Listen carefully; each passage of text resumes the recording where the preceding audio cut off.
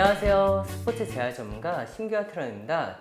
오늘은 온찜질과 냉찜질에 대해서 조금 얘기를 해볼까 합니다.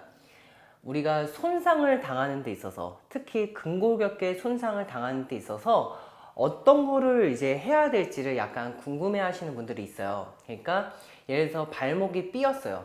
발목이 삐었을 때 어떤 찜질을 해줘야 되고, 그리고 뭐 예를 들어서 어깨가 다쳤을 때, 그리고 혹은 허리가 다쳤을 때는 어떤 찜질을 해야 되는지 제가 명확하게 말씀드리도록 하겠습니다. 일단은 손상은 두 가지로 나눌 수가 있는데요. 급성 손상과 만성 손상으로 약간 나눌 수가 있습니다.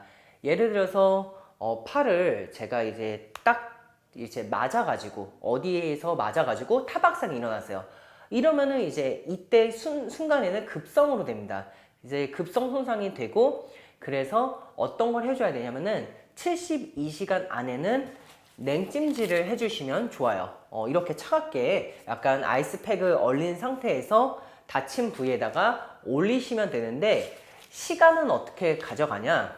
20분을 가져가시고 이제 떼시면 되겠습니다. 근데 많은 분들이 뭐 발목을 삐거나 이렇게 손상을 당했을 때 아이스 처치를 한 것까지는 알고 계세요.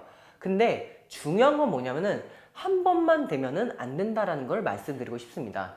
한 번만 돼서 되는 게 아니라, 예를 들어서 발목이 삐었어요. 발목이 삐었으면은 아이스를 20분 동안 대주고 똑같이 20분 정도를 이제 내려놨다가 다시 20분 정도를 또 대주고, 그리고 20분이 지나면 또 내려놓고를 72시간 동안은 뭐 할 수 있는 만큼은 그래도 많이 해주시는 거를 추천을 해드려요. 근데 이제 72시간이 지났어요. 그때는 평상시에는 예를 들어서 그냥 가만히 있는데 발목이 계속 그래도 아파요.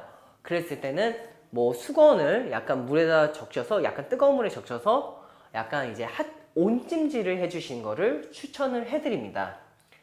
근데 여기서도 조금 궁금한 게 있어요. 예를 들어서 바깥에 이렇게 일상생활을 하고 막 돌아다녔어요. 그랬을 때는 이게 집에 들어왔잖아요. 집에 들어오고 나서 72시간이 지났다라고 해서 온찜질을 하는 게 아니라, 예를 들어서 활동을 하고 난 다음에는 바로 냉찜질을 해주세요.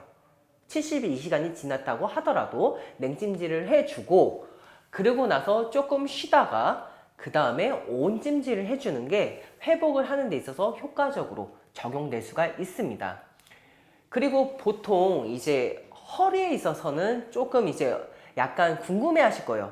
허리에 있어서는 당연하게 핫팩을 대주는 게 맞다라고 생각하는 분들이 많을 텐데, 그게 맞기는 맞지만 어떨 때는 맞지가 않냐. 예를 들어서 무거운 거를 들다가 삐었어요, 허리가. 그랬을 때는 똑같이 냉찜질을 해주는 게 일단 첫 번째고요. 그러고 나서 뺀 다음에 나중에 온찜질을 해주는 게 맞는 방법이라고 말씀드리고 싶습니다. 근데 이제 많은 분들이 허리를 이제 통증을 일으키는 데 있어서 뭐 급성으로 다치는 경우도 있지만은 그냥 늘 뻐근하신 분들이 있어요. 늘 허리가 아픈 분들. 그런 분들은 온찜질을 해주는 거를 저는 말씀드리고 싶습니다. 뭐 어떤 것 때문에 아픈지, 아니면은 언제 아픈지를 정확하게 파악하고, 그러고 나서 냉찜질과 온찜질을 잘 적용하는 게 저는 첫 번째라고 이제 말씀드리고 싶고요. 그리고 이제 중요한 두 번째 포인트는 뭐냐? 바로 거상이라는 거를 제가 말씀드리고 싶어요. 거상. 거상이라는 거는 뭐냐?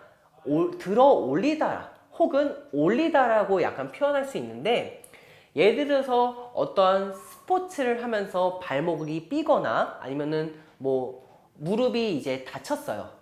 그러면은 아이스를 이제 얼음을 이렇게 대주잖아요.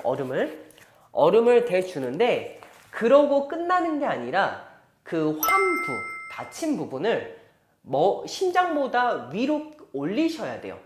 예를 들어서 발목이 삐었으면은 발목에 아이스 처치를 하고, 그 다음에 바닥에 누워서 발은 이제 뭐 의자라든가 아니면 책상에 올려두시는 거를 추천합니다. 그래서 아이스를 대고 나서 그냥 오랫동안 서 있거나 아니면 오래 앉아 있으면은 그것 또한 안 좋다라는 거를 말씀드리고 싶어요. 제대로 온찜질과 냉찜질을 적용하면은 큰 효과 얻을 수 있으니까 꼭 따라해 보시면 좋을 것 같습니다.